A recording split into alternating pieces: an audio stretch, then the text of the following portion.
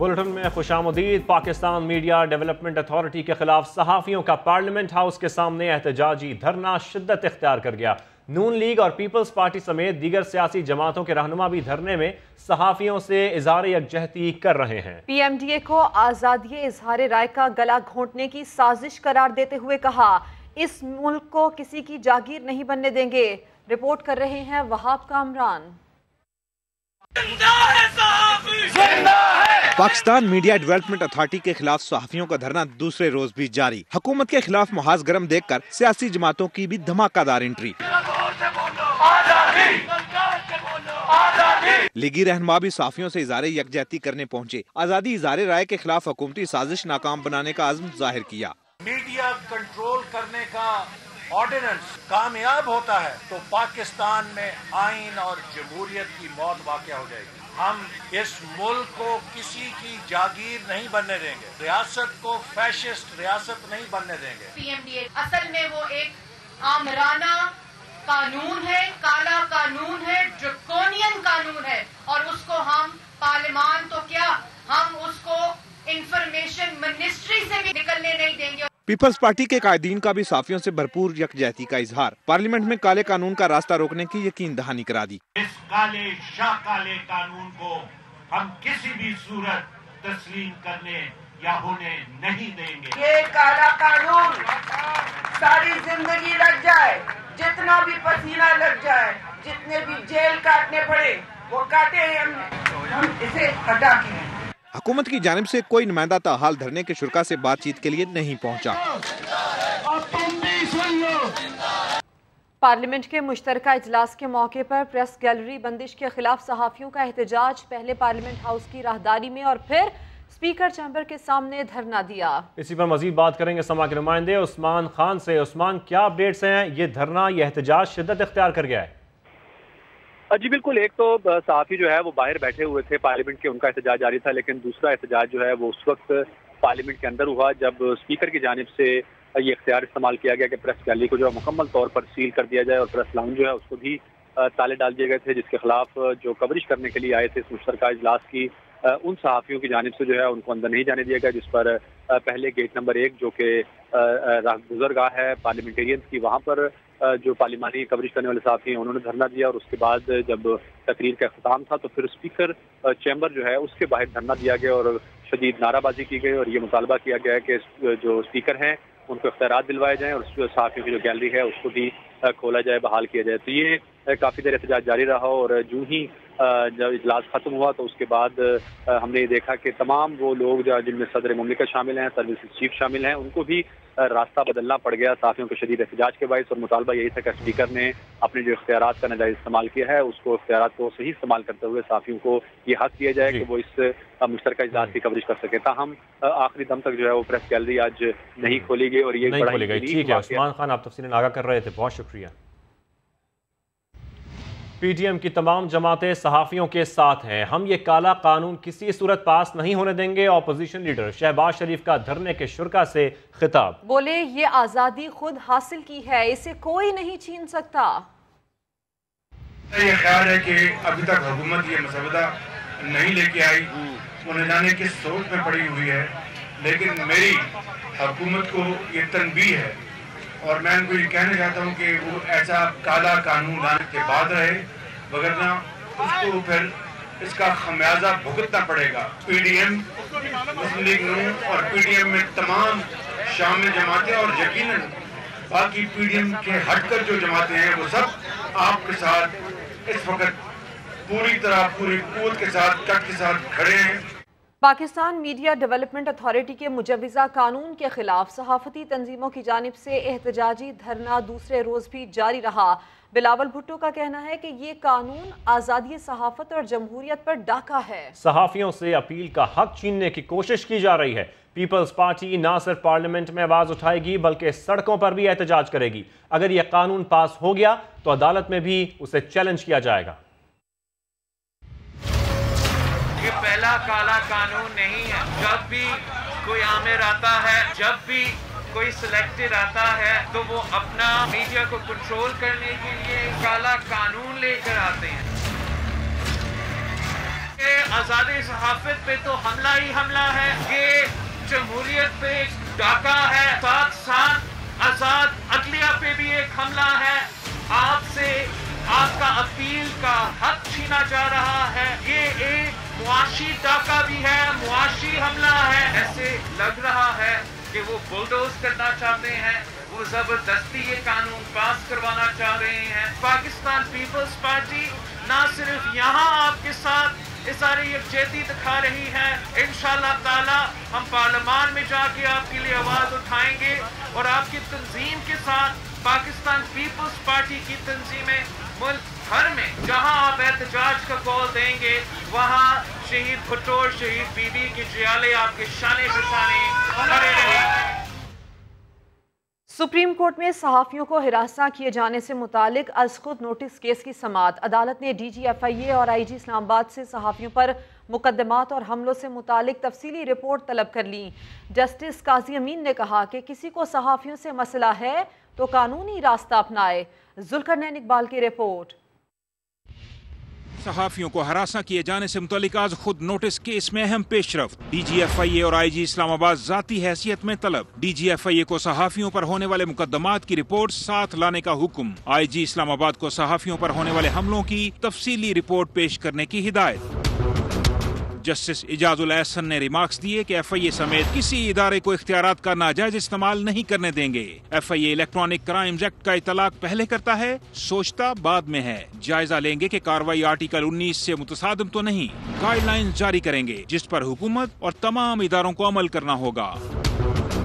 Justice काजी अमीन ने यह भी बावर करा दिया कि सहाफत की आड़ में किसी के जाती फेल को तहफ़्फ़ुज़ नहीं देंगे। किसी को सहाफियों से मसला है तो कानूनी रास्ता अपनाए। सहाफियों को गोलियां मारना या तशद्दुद करना लाकानूनियत है। IG इस्लामाबाद यकीनी बनाए कि सहाफियों पर हमले करने वाले गिरफ्तार हों। अदालत ने मजीद समाअत गैर मुअय्यना मुद्दत तक मुलतवी कर दी। और अब जिक्र पार्लियामेंट के मुश्तरका इजलास का। सदर पाकिस्तान आरिफ अलवी ने इंतखाबी इस्लाहात को वक्त की अहम ज़रूरत करार दे दिया। बोले इसे सियासी फुटबॉल ना बनाया जाए, इलेक्शन में शफाफियत चाहते हैं। ऑपोजिशन की जानिब से शोर मचाने पर कहा, शोर शराबे की महफिल में इस्लाहात कैसे होंगी।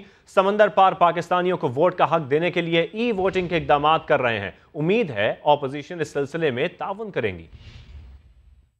इंतखाबी इस्लाहात की ज़रूरत है, मगर इस तरह से नहीं होंगी जिस तरह से यहाँ शोर शराबे की महफिल चलती रहती है। EVM एक अहम आला कार है जिससे न सिर्फ इंतखाबात में शफाफियत आएगी और नताइज का बरवक्त पता चलेगा। इस सिस्टम के अंदर पुराना बैलेट पेपर का सिस्टम भी शामिल है और एक काउंटर भी शामिल है। तो लिहाजा मैं दरख्वास्त कर रहा हूँ कि इसको सियासी फुटबॉल ना बनाया जाए। मुल्क की तकदीर का ताल्लुक है इससे। हुकूमत समंदर पार पाकिस्तानियों को वोट का हक देने और इन्हें सियासी अमल में शरीक करने के लिए आई वोटिंग को मुतारिफ करने के इक़दाम भी कर रही है। मैं उम्मीद करता हूँ कि तमाम सियासी जमातें इस सिलसिले में मुकम्मल ताउन करेंगी। दुनिया अफगानिस्तान को तन्हा ना छोड़े। सदर पाकिस्तान ने पार्लियामेंट के मुश्तरका इजलास से खिताब में आलमी बिरादरी से भी अपील कर दी। कश्मीरियों पर मुसलसल ढाए जाने वाले भारतीय मजालिम भी गिनवाए। कहा, भारत दहशत गर्दों का सहूलतकार बना हुआ है। भारत कई दहाइयों से निहत्ते कश्मीरियों की नस्ल कुशी कर रहा है और इंसानी हुकूक की संगीन खिलाफ वर्जियों और अक़लियतियों बिलखुसूस मुसलमानों पर जुल्म और सितम के पहाड़ तोड़ रहा है। भारत पर यह बात वाज़ेह करना चाहता हूं कि वो कश्मीर में जुल्म का बाजार बंद करे। दुनिया को पहचानना चाहिए कि भारत कई सालों से पाकिस्तान में दहशतगर्दी की कार्रवाइयों में मुलव्वस है और तखरीबकारों का सहूलतकार भी बना हुआ है। दुनिया को चाहिए कि इस वक्त अफगान अवाम को बेयारो मददगार ना छोड़ा जाए, इनकी मदद की जाए, एक इंसानी बहरान ना पैदा होने दिया जाए। दुनिया को यह भी तस्लीम करना होगा कि अफगानिस्तान के बारे में मोहतरम इमरान खान साहब और पाकिस्तान का मशवरा दुरुस्त साबित हुआ। दुनिया को पाकिस्तान को बिला जवाज तनकीद के बजाय इमरान खान के सियासी तदब्बुर को अपना अच्छा समझते हुए दीगर मामलात में भी इनकी शागिर्दी और मुरीदी अख्तियार करनी चाहिए। आगे बढ़े और आपको बताएं, कौमी क्रिकेट टीम के साबिक कप्तान रमीज राजा पाकिस्तान क्रिकेट बोर्ड के 36वें चेयरमैन बन गए। प्रेस कॉन्फ्रेंस में कहा कि वर्ल्ड कप स्क्वाड को सपोर्ट करने की ज़रूरत है। 6 माह में नताइज सामने आएंगे। मेरा काम फैसले करना है, गालियां खाने नहीं आए। टीम की तश्कील पर बाबर आजम से इख्तिलाफात में सदाकत नहीं। रमीज राजा ने 92 के वर्ल्ड कप की मिसालें भी दी। कहा सीनियर्स खिलाड़ियों के लिए T20 लीग्स मौजूद। और मुल्की कोचेस का तजुर्बा फिर नाकाम। पाकिस्तान टीम के लिए एक बार फिर गैर मुल्की कोचेस का इंतखाब होगा। रमीज राजा ने ऑस्ट्रेलिया के मैथ्यू हेडन को बैटिंग कंसल्टेंट और जनूबी अफ्रीका के वर्नन फ्लैंडर को बॉलिंग कंसल्टेंट मुकर्रर कर दिया। आगे बढ़े और आपको बताएं, आवाम की बेएहतियाती और वैक्सीनेशन लगवाने में भी डंडी। पंजाब के 24 अजला की वैक्सीनेशन कारकर्दगी मायूस कुन होने का इंकशाफ हुआ है। इन अजला में 20% आबादी को भी वैक्सीन नहीं लगाई जा सकी। दानियाल उमर की रिपोर्ट में देखिए।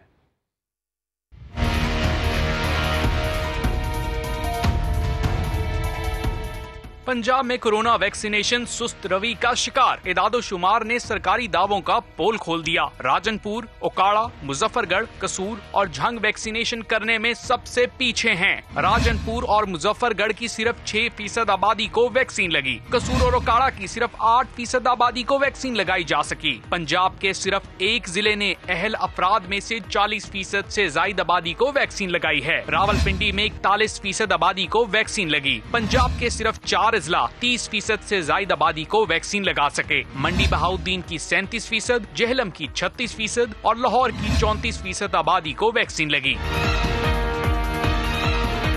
पंजाब में 1,27 लाख से ज्यादा अफराद को अब तक कोरोना से बचाव की वैक्सीन लगाई गई है, जो वैक्सीनेशन के अहल अफराद का 19% बनते हैं। दानियाल उमर, समा, लाहौर। ना मास्क ना समाजी फासला। आला हुकाम को खुश करने के लिए लाहौर अलहमरा हॉल में कोरोना SOPs की धज्जियां बिखेर दी गईं। शाहीन मिशाल रिपोर्ट कर रही हैं।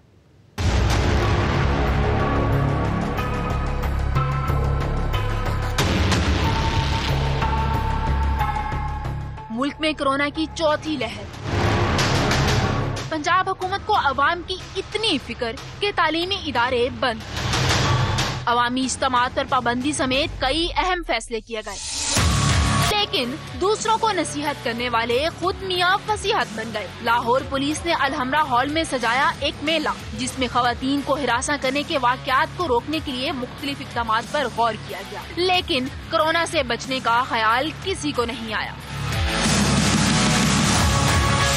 वजीर कानून राजा बशारत हो या CCPO लाहौर, किसी ने मास्क का इस्तेमाल नहीं किया। अवाम को बिठाने के लिए समाजी फासले का ख्याल किया गया, न ही मास्क को यकीनी बनाया गया। अवाम तो अवाम, स्टेज पर भी न समाजी फासला न मास्क पर पूरा अमल दरामद। अलहमरा आर्ट्स काउंसिल में कोरोना की वजह से तकरीबात पर पाबंदी है, लेकिन वजीर कानून की नाक के नीचे कानून की धज्जियां बिखेरी जाती रही और किसी की तवज्जो इस तरफ न गई, क्योंकि सेमिनार का मौजू खवातीन थी, कोरोना नहीं। कैमरामैन अजहर इकबाल के साथ शाहीन मिशाल, समा, लाहौर। और 15 से 18 साल के नौजवानों की वैक्सीनेशन का भी आगाज हो गया। लाहौर के एक्सपो सेंटर में पहले ही दिन लोगों का तांता बन गया।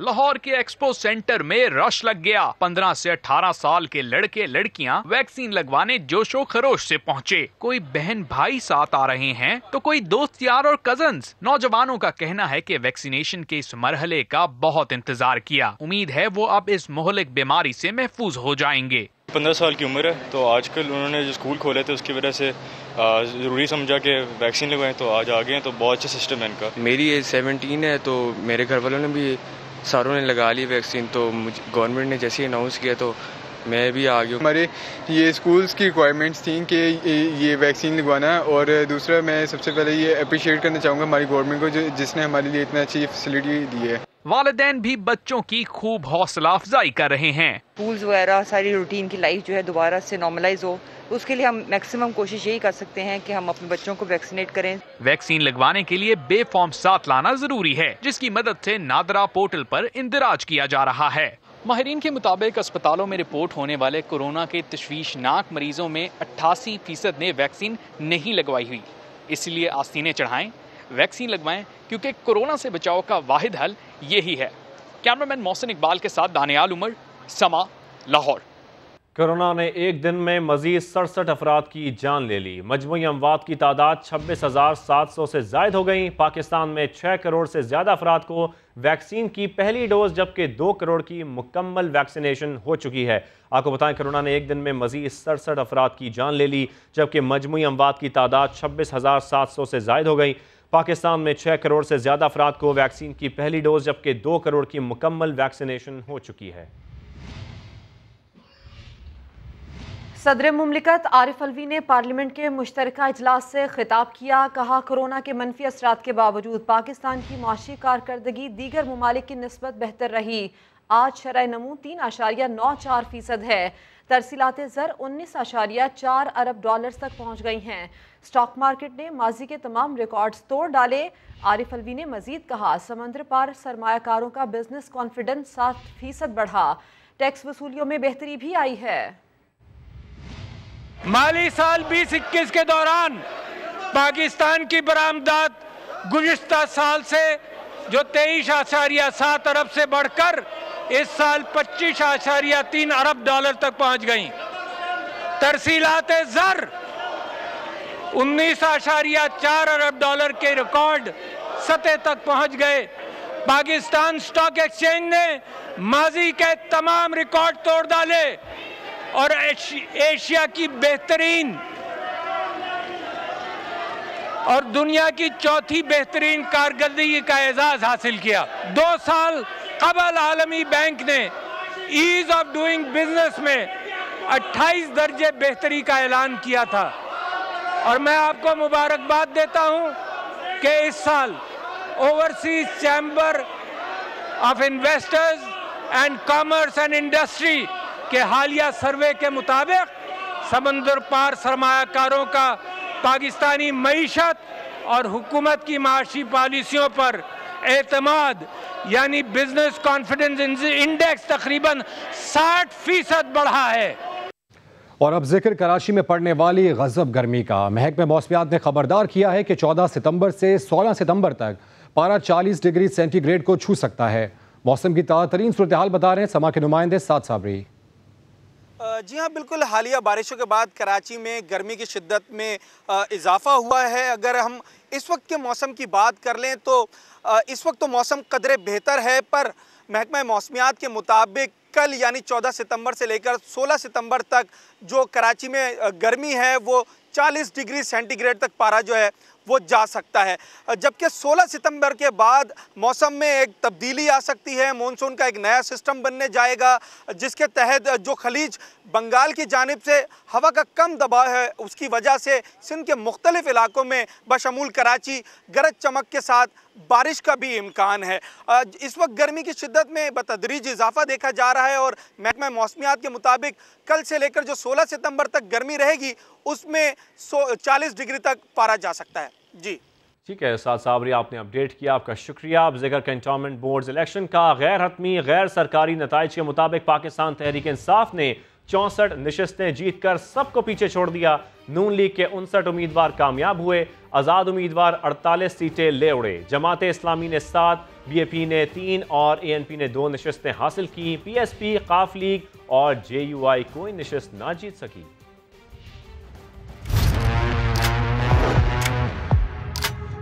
मुल्क भर में कैंटोनमेंट्स बोर्ड्स के इंतखाबात गैर हतमी गैर सरकारी नताइज बताते हैं पाकिस्तान तहरीक इंसाफ ने मैदान मार लिया।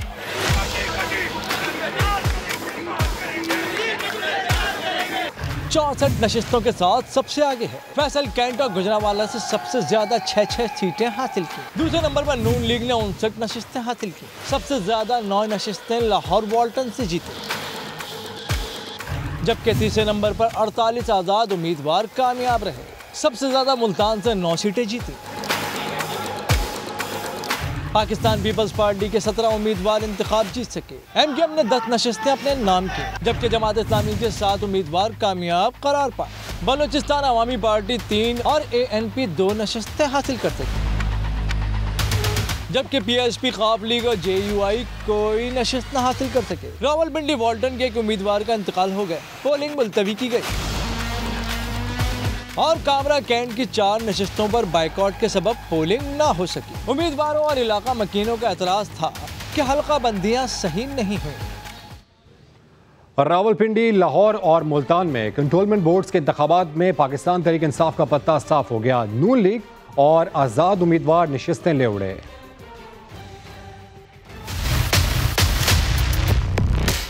कैंटोनमेंट बोर्ड के इंतखाबात। लाहौर, पिंडी और मुल्तान में हुकूमती जमात के लिए अच्छे नताइज सामने नहीं लाए। तहरीक इंसाफ रावलपिंडी कैंटोनमेंट बोर्ड से एक नशिस्त भी न जीत सकी, जबकि नून लीग वाले 7 नशिस्तों पर कामयाब हुए। 2 आजाद उम्मीदवार भी यहां से जीत गए।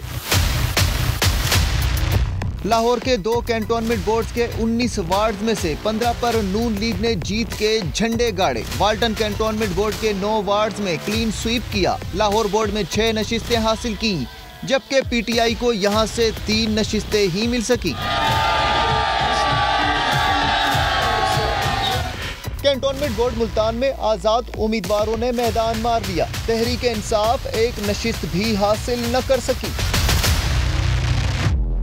कराची में कंटोनमेंट बोर्ड्स के इलेक्शन में नशिस्तों के एतबार से तहरीक इंसाफ पहले नंबर पर रही, मगर वोटों के एतबार से हुकूमती जमात पीपल्स पार्टी ने सबसे ज्यादा वोट लिए। तीसरे नंबर पर जमात इस्लामी रही।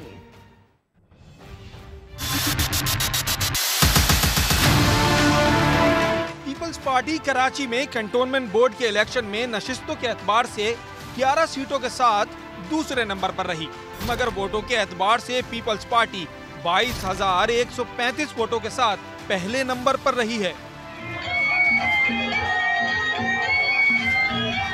तहरीक इंसाफ 14 नशिस्तों के साथ कराची में पहले नंबर पर रही है, मगर वोटों के एतबार से पीटीआई 19,483 वोटों के साथ दूसरे नंबर पर आई है। जमात इस्लामी 5 नशिस्तों के साथ वोटों के लिहाज से भी कैंटोनमेंट बोर्ड्स की तीसरी बड़ी जमात बनकर उभरी है। कराची के तमाम कैंटोनमेंट बोर्ड्स में जमात इस्लामी ने 16,440 वोट लिए हैं, जबकि 2015 के कैंटोनमेंट इलेक्शन की सबसे बड़ी जमात MQM 10,790 वोटों के साथ चौथे नंबर पर चली गई है। तहरीक इंसाफ अपने मजबूत गढ़ डिफेंस क्लिफ्टन में वोटों के एतबार से तीसरे नंबर पर चली गई है।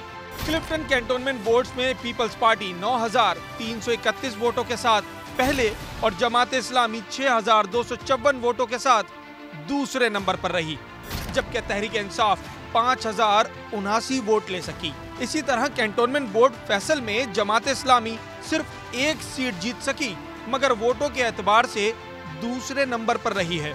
तहरीक इंसाफ ने फैसल कैंटोनमेंट्स में 7,174 वोट हासिल किए, जबकि जमात इस्लामी 4,710 वोटों के साथ दूसरे नंबर पर रही। कराची कैंटोनमेंट में MQM वोटों और सीटों के एतबार से पहले नंबर पर रही।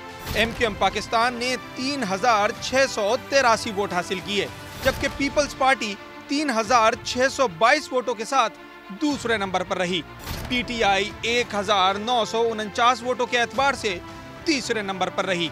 मलीर कैंटोनमेंट बोर्ड में PTI ने सबसे ज्यादा 3,619 वोट हासिल किए और 5 नशिस्तें अपने नाम की, जबकि पीपल्स पार्टी ने दूसरे नंबर पर सबसे ज्यादा 3,569 वोट हासिल किए। जमात इस्लामी 2,763 वोटों के साथ तीसरे नंबर पर रही। पीपल्स पार्टी ने कराची में कैंटोनमेंट बोर्ड्स के इलेक्शन में भारी अक्सरियत से कामयाबी का दावा कर दिया। सईद गनी कहते हैं पीपल्स पार्टी वाहिद जमात है जिसने 6 के 6 कैंटोनमेंट बोर्ड से नशिस्तें जीती हैं।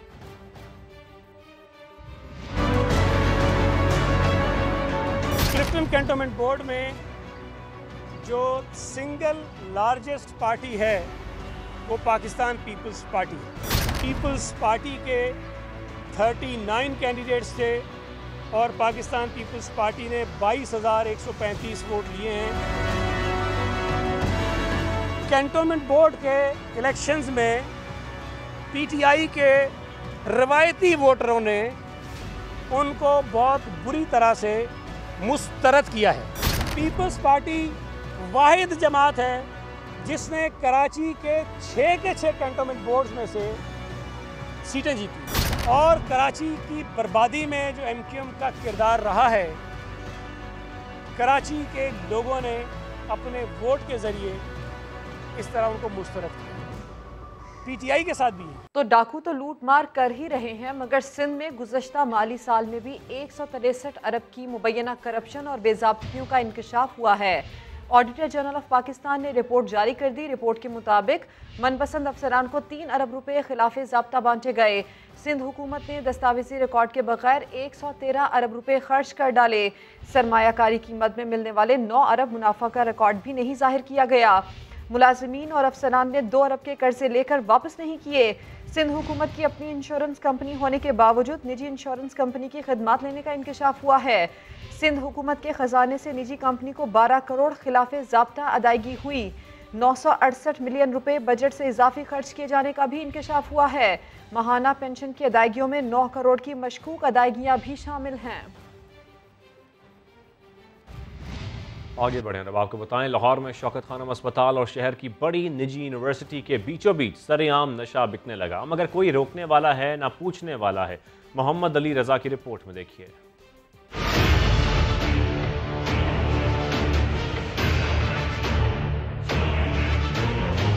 एक तरफ लाहौर की बड़ी दरसगाह तो दूसरी तरफ शहर की मारूफ इलाज का, और इनके दरमियान बिकता है धड़ल्ले से नशा। माफिया बगैर किसी खौफ के नौजवान नस्ल के खून में जहर मुंतकिल कर रहा है।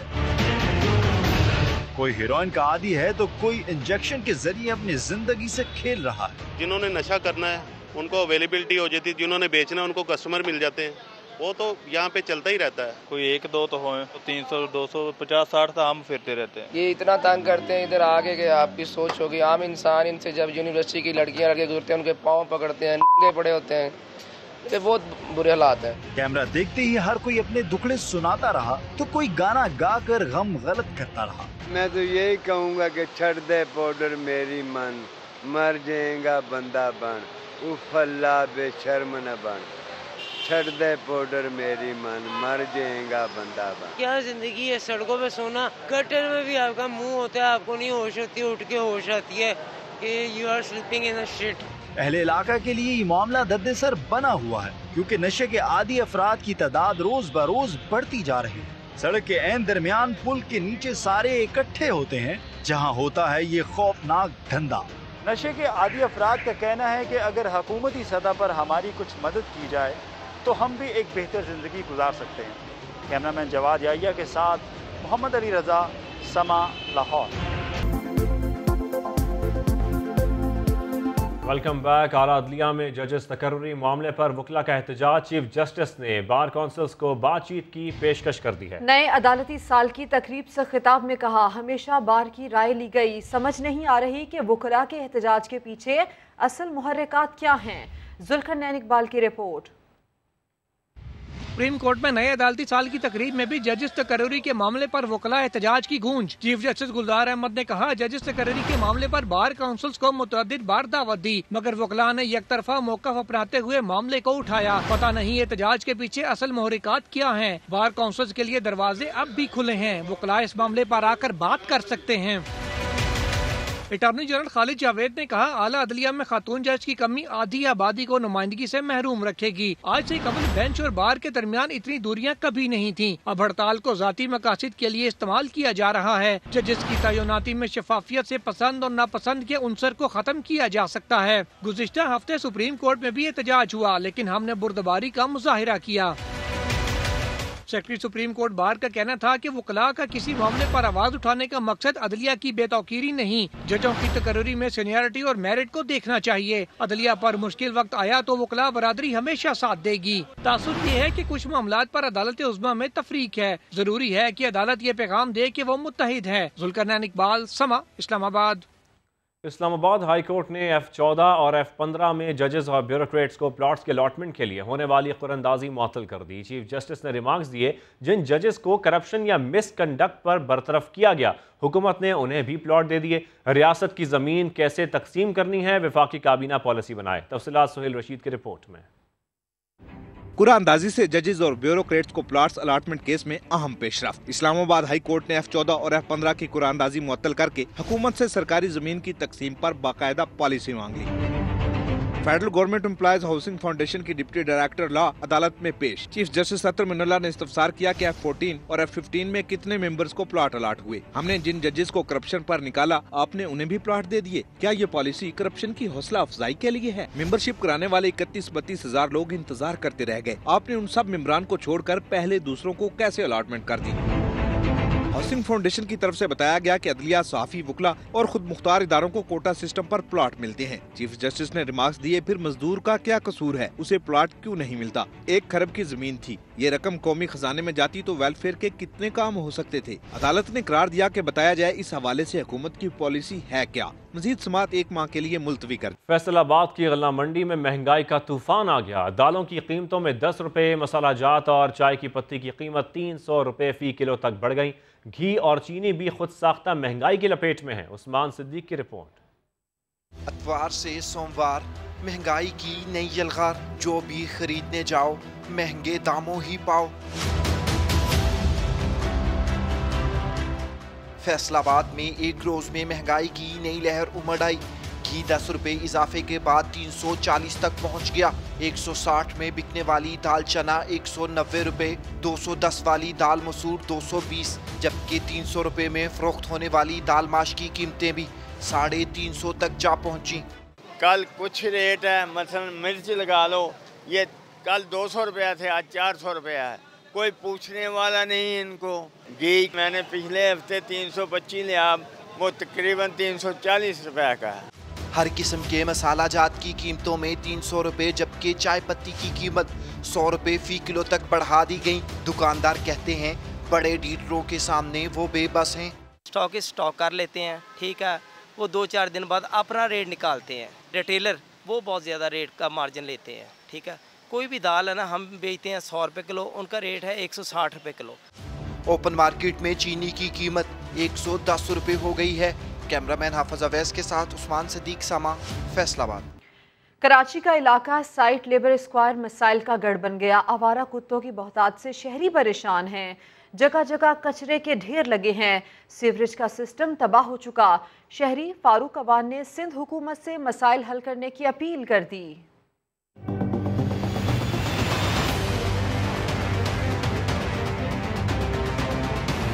मेरा नाम मोहम्मद फारूक अवान है। मैं यहाँ लेबर स्क्वायर साइट का रहशी हूँ। यहाँ पर दीगर जो मसाइल हैं वो तो अपनी जगह, लेकिन बल्दियाती निज़ाम न होने की वजह से यहाँ पर जो गंदगी के ढेर और हमें अपने बच्चों के तहफ़्फ़ुज़ और ख़वातीन के तहफ़्फ़ुज़ के लिए इस वक्त जो मसला है वो कुत्तों की बहुतात है। यहाँ पर 6 बच्चों को कुत्तों ने झंझोड़ा है। अब सख्त गजीदगी इतनी ज़्यादा हो रही है कि गरीब आदमी अगर सिविल अस्पताल में जाए तो वहाँ पर उसको धक्के खाने पड़ते हैं। कहाँ है सिंध गवर्नमेंट, कहाँ है बल्दियाती इदारे जो यहाँ वोट लेने के लिए आते हैं और फिर अपनी शक्ल भी नहीं दिखाते। यहाँ लोग क्या किस तकलीफ से लोग जो है वो रह रहे हैं।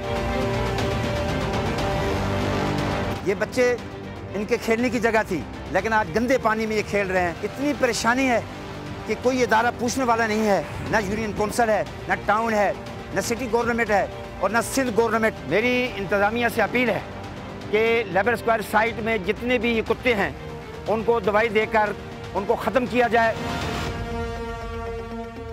एक ब्रेक के बाद हाजिर होंगे हेडलाइंस के साथ। आप देखते रहिए समा।